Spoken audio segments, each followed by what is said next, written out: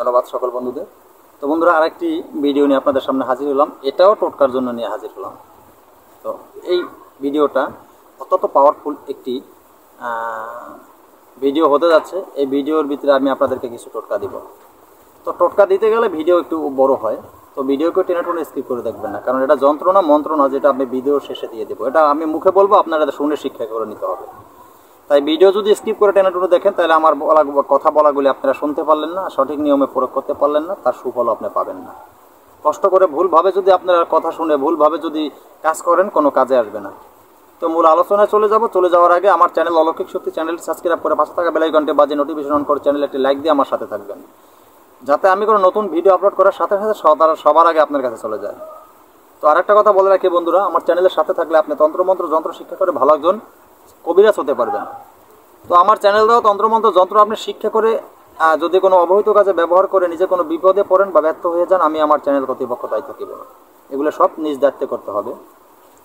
তো কথা না বাড়িয়ে আমি ভিডিওর মূল আলোচনায় চলে যাই। সর্বপ্রথম টোটকা আজকের জন্য নাম্বার 1, সেটি হলো আদ্রা নক্ষত্রে।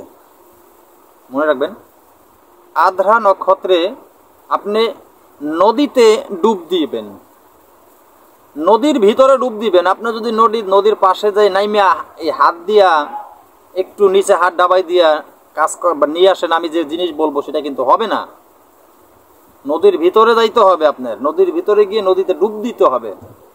নদীর ভিতরে গিয়ে ডুব দিতে হবে। ডুব দিয়ে তারপরে যদি আপনি এই আদ্রা নক্ষত্রে কিছু বালু তুলে নিয়ে আসবেন নদীর তলার থেকে।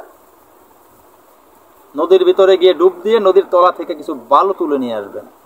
এই যে বালু আপনি তুলে নিয়ে আসলেন, ওই বালুটা আপনি সুন্দর করে সেভ করে রাখবেন শুকিয়ে। আপনি যাকে বশীভূত করতে চান, ওই লোকের মাথায় যদি ওইখান থেকে একটু বালু কোনো রকম আপনি দিতে পারেন মাথার উপরে, সেই লোক সারা জীবনের জন্য আপনার বশীভূত হয়ে যাবে। তবে মনে রাখবেন, আদ্রা নক্ষত্রে নদীর সাইড থেকে আনলে কিন্তু কোনো কাজ হবে না। আপনি মনে করলেন আমি বৃক্ষ সমান পরিমাণ পানিতে নামলাম, বা এই তার গলার সমান পরিমাণ পানিতে নামলাম, কাজ হবে না। কাজ হবে না। নদীর ভিতরে যেতে হবে আপনার, সেখান থেকে ডুব মেরে আপনার কিন্তু তুলে নিয়ে আসতে হবে। এটা মাথায় রাখবেন। তো বন্ধুরা, এই গেল নাম্বার 1। এবার যে টোটকাটি নিয়ে এসেছি আর আসবো, সেটা হলো নাম্বার 2। নাম্বার 2 নম্বর টোটকা, সেটা হলো সাদা সরিষে এবং তুলসী এবং ধুতরা। এরপরে এর সাথে আছে ওঙ্গা, ও এর সাথে আছে মিশ্রণ তিলের তেল। এই যে জিনিসগুলি আপনাদের সংগ্রহ করতে হবে। এই সব জিনিস সংগ্রহ করে আপনারা একত্রে খুব সুন্দর করে মিহি করে নেবেন। তো মিহি করে এই তেলের সাথে মিশ্রণ করবেন অন্য জিনিসগুলি। তারপরে এই জিনিসগুলি, এটা কাদের জন্য? এটা হলো আবার স্ত্রীদের জন্য।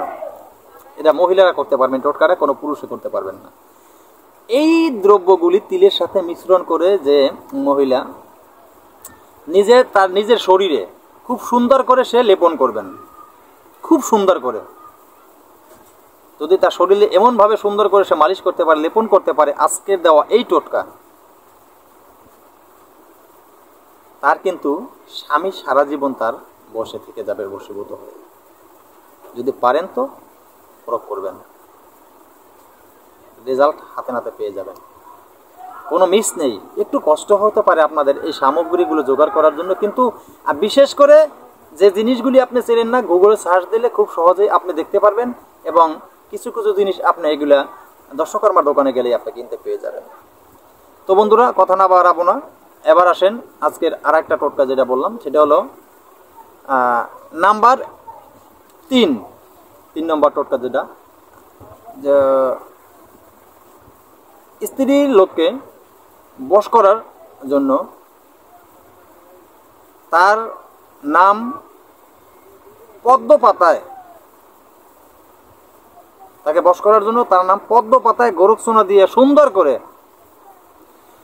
শনিবার লিখে এবার তারই তিলক আপনি এটা কিন্তু কপালে ধারণ করলে হবে না, এটা ললাটে ধারণ করতে হবে। এটাকে ললাট বলা হয়। এই ললাটে লাগাতে হবে।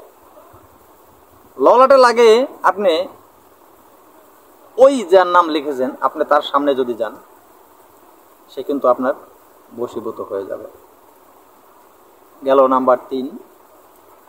তো এবার যেটা আসেন নাম্বার 4 নম্বর টোটকা যেটা, সে 4 নম্বর টোটকা হলো আপনি সর্ষে, আবার বললাম দেবদারুর ছাল, সাদা সর্ষে ও দেবদারুর ছাল একসঙ্গে পিষে তাতে মধু মিশিয়ে গুলি বানাবেন। সেটি আপনি মুখে রেখে যে নারীর সাথে কথা বলবেন, সে আপনার বশীভূত হয়ে যাবে। তো বন্ধুরা, আজকে এই 4টা ভিডিও দিয়ে দিলাম, টোটকা দিলাম আপনাদেরকে। তো ভালো থাকবেন সবাই। নতুন কোনো ভিডিও নিয়ে আসার আগ পর্যন্ত আল্লাহ হাফেজ।